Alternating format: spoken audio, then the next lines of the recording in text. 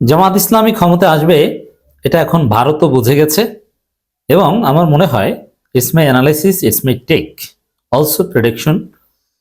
ভারত জামাত ইসলামীকে বাংলাদেশের রাষ্ট্র ক্ষমতায় মেনে নিতে প্রস্তুত হচ্ছে। ভারত এখন অ্যানালাইসিস করছে, তাদের থিঙ্ক ট্যাঙ্ক এ বিষয়ে পলিসি প্রণয়ন করছে যে বাংলাদেশে জামাত ইসলামিক ক্ষমতা আসলে, যেহেতু জনগণ এখন জামাতকে ক্ষমতায় চায়, বাংলাদেশে জামাত জোয়ার। সেই মনমোহন সিং 2012 সালের দিকে বলেছিলেন যে বাংলাদেশের 30% মানুষ জামাত, তাহলে এখন তো সেটা 60% হওয়ার কথা, যদিও এত পার্সেন্ট এটা আমরা বলি না। তো ভারতের দৃঢ় বিশ্বাস যে যতই নাটকীয়তা ঘটাক, চেষ্টা যাই করুক, ঘুরে ফিরে 5 আগস্ট পরবর্তী বাংলাদেশে জনগণের সুষ্ঠু ভোটে জামাত ইসলামী ক্ষমতা আসবে, ইটস রিয়ালিটি। এটা ভারতের বিশ্বাস। আপনাদের মনে আছে যে মালদ্বীপে মুইজ্জু ক্ষমতা এসেছিল, এটা ভারত মানতে পারেনি, প্রচন্ড ভারত বিরোধী। বাংলাদেশে যেরকম জামাতকে সহ্য করতে পারে না ভারত, এই সেই নানান কথাবার্তা বলে, ভারতের স্থিতিশীলতার জন্য, আঞ্চলিক অখণ্ডতার জন্য হুমকি, উল্টাপাল্টা কথা বলে, এগুলো জামাতের বিরুদ্ধে অপপ্রচার। ঠিক তদ্রূপ মালদ্বীপের মুইজ্জুর বিরুদ্ধে এরকম কথাবার্তা বলতো। একটা পর্যায়ে মুইজ্জু ক্ষমতা আসার পর ভারতের থাকা সেখানে যুদ্ধ বিমান টিমান এগুলো লাথি দিয়ে ফেলে দিয়েছে, কত ঘটনা ঘটেছে। সেই মুইজ্জুকে হুজুর হুজুর সার সার বলে মোদি মেনে নিয়েছে। তো জামাত ইসলামের ক্ষেত্রেও same thing will happen. Bharat জামাতকে রাষ্ট্র ক্ষমতায় হুজুর হুজুর সার সার বলে মেনে নেবে, সে আলামত দেখতে পাচ্ছি। কূটনৈতিক পর্যায়ে এ বিষয়ে একটা নজিরবিহীন ঘটনা ফাঁস হয়েছে, এটা আমিরে জামাত নিজেই ফাঁস করে দিয়েছেন। এটা নিয়ে সরমনের লোকেরা আবার উল্টাপাল্টা প্রচারণা চালাচ্ছে, কিন্তু এরা বুঝে না যে এটার তাৎপর্য কি। কি সেই ঘটনাটা? রয়টার্সকে দেওয়া সাক্ষাৎকার, ভারতীয় কূটনীতিকের সঙ্গে গোপন বৈঠকের কথা জানালেন জামাতের আমির। এর মানে ভারতের কূটনীতিকের সাথে জামাত ইসলামীর বৈঠক অনুষ্ঠিত হয়েছে, কিন্তু ভারত বলেছিল যে ভাই কাউকে বলেন না, সেই কারণে জামাত বলে নাই, কিন্তু এখন বলেছে। তো এখানে কয়েকটা বিষয়।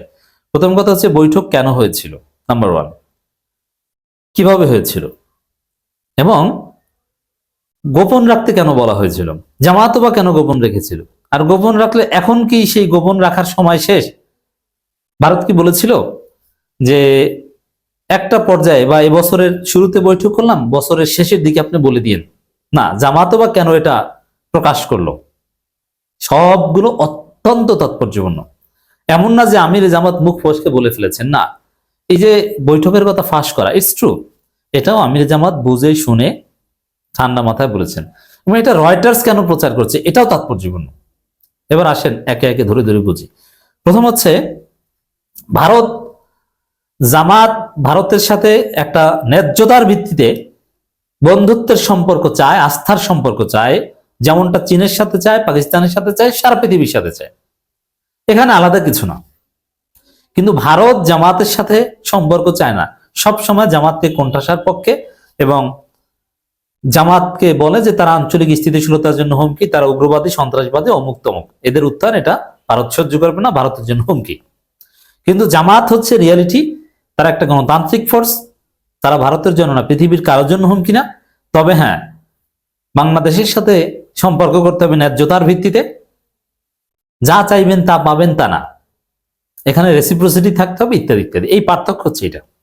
কিন্তু জামাত অবশ্যই ভারতের সাথে সম্পর্ক চায়, এটা চির সত্য কথা। ভারতের সাথে সম্পর্ক উল্টা পাল্টা করে একদম তছনছ করে দিতে না। তবে বাংলাদেশের সাথে ভারতের কোনো অবৈধ চুক্তি জামাত চায় না। ন্যায্যতার ভিত্তিতে চুক্তি হতে পারে, এমওইউ হতে পারে, নানান কিছু হবে। তো এই জায়গায় ভারত অতীতে সাড়া দেয়নি কখনো। এমনকি 2010 সালের পরেও ব্যারিস্টার আব্দুর রাজ্জাকের নেতৃত্বে নানানভাবে ভারতের সাথে একটা বন্ধুত্বপূর্ণ আস্থার সম্পর্ক, স্থিতিশীলতার স্বার্থে জামাত গড়ে তোলার চেষ্টা করেছিল, ইটস ট্রু। কিন্তু ভারত তেমন সাড়া দেয়নি। কিন্তু 2025 সালে এসে ভারত সাড়া দিয়েছে, আমিরে জামাতের সাথে বৈঠক করেছে। দেখেন, বৈঠক কিন্তু কয়েকভাবে করা যায়।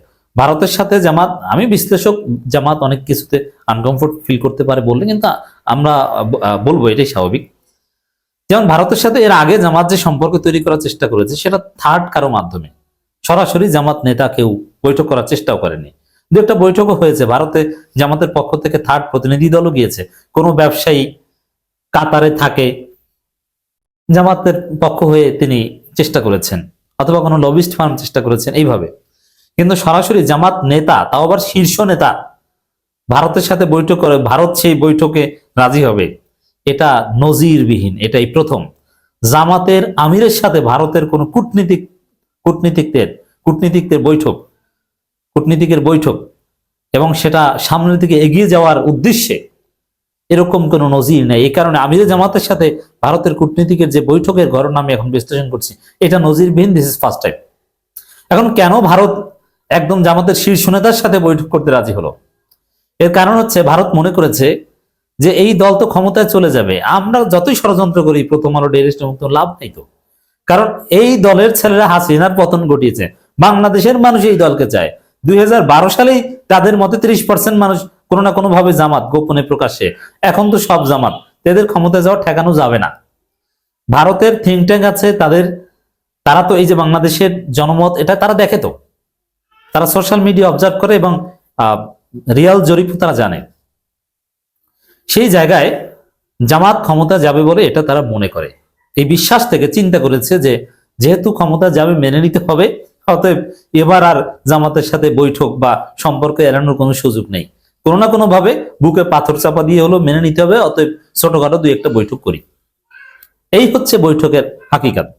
এরপর আসেন, এই বৈঠক গোপন রাখতে ভারতের পক্ষ থেকে কেন বলা হয়েছিল?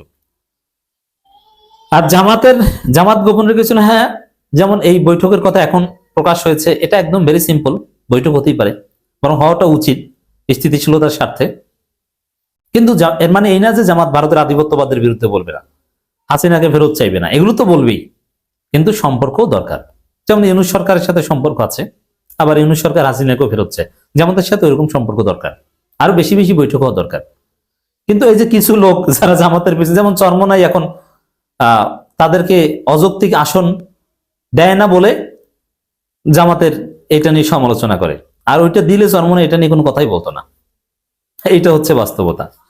এখন যেহেতু বাংলাদেশে এটা নিয়ে অনাকাঙ্ক্ষিত অযাচিত বিতর্ক তৈরি হতো, যার ফলে জামাত গোপন রাখাটাই শ্রেয় মনে করেছে। কিন্তু এখন এটা প্রকাশ করেছে কেন? এখন যেহেতু একদম ক্ষমতার কাছাকাছি, নির্বাচনের কাছাকাছি, এখন এটা পুরো জাতি বা বিশ্বকে অবহিত করা দরকার যে জামাত ক্ষমতা আসলে সবার সাথেই সম্পর্ক থাকবে, সবাই জামাতকে মেনে নিতে প্রস্তুত আছে। কূটনৈতিক দিক থেকে মানে মানুষ অনেক কিছু মনে করতে পারে যে ভারতের সাথে সম্পর্ক হবে না, সব ঠিক হবে, হিন্দুদের অনেক কিছু বোঝার আছে, সব ঠিক আছে, এই যে বৈঠক হয়েছে, সামনে আরো অনেক কিছু হবে, তাতে কোনো সমস্যা নাই। জনগণ ভোট দিয়ে যাদেরকে নির্বাচিত করবে তাদেরকে ভারত মেনে নিতে বাধ্য। এইটা মানুষকে বোঝানোর জন্য হয়তো আমির জামাত এটা বলে দিয়েছেন।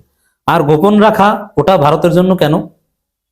তখন ভারতের ভিতরেও বা নানান মহলে প্রশ্ন উঠতে পারে, জামাত ক্ষমতায় যাবে এটা ভারত বুঝে গেছে, এটা আবার সোশ্যাল স্পিয়ারে প্রতিষ্ঠিত হলে আবার জামাত এক্সট্রা অ্যাডভান্টেজ পায়, তা জামাত যাতে এক্সট্রা অ্যাডভান্টেজ না পায় এই জন্য ভারত গোপন রেখেছে, নইলে কূটনৈতিক মিটিং সাধারণত গোপন রাখার মানে হয় না। আগামী ফেব্রুয়ারিতে অনুষ্ঠিত নির্বাচনের পর ঐক্যমত সরকার বা ইউনিটি গভর্নমেন্ট গঠনে নিজেদের আগ্রহের কথা জানিয়েছে বাংলাদেশ জামাত ইসলামী। 31শে ডিসেম্বর বার্তা সংস্থা রয়টার্স এক সাক্ষাৎকারে দলটি আমি ডাক্তার শফিকুর রহমান কথা জানান। এই সাক্ষাৎকারে তিনি চলতি বছর শুরু দিকে এক ভারতীয় কূটনীতিকদের সঙ্গে তার বৈঠকের বিষয়টি নিশ্চিত করেছেন। জামাত আমির দাবি করেন ভারতীয় ওই কূটনীতিক কি তাকে বৈঠকটি গোপন রাখতে বলেছেন, এজন্য এটা গোপন রাখা হয়েছে। এখন বলেছেন কেন? যে এখন পৃথিবীকে জানিয়ে দেওয়া দরকার যে জামাত সারা পৃথিবীর সাথে সুসম্পর্ক রাখতে সক্ষম।